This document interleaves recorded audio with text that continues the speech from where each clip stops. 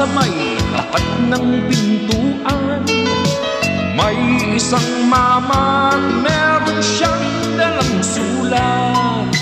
Nang basahin ko, humihingi siya ng tulong dahil daw sa kanyang anak na may sakit.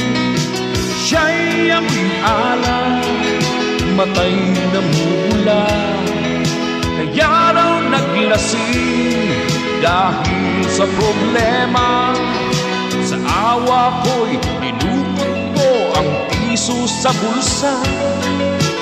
Ang sabi niya ay, "Mama, kulang dagdagan pa." Kaya ako'y dumukot ng 10 dinagdagan.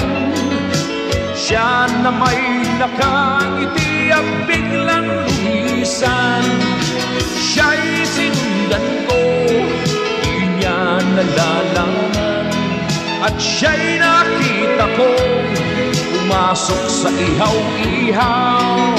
Ako'y lumapit sa kanya at siya ay nabigla. Para bang nakakita ng multo ang mama.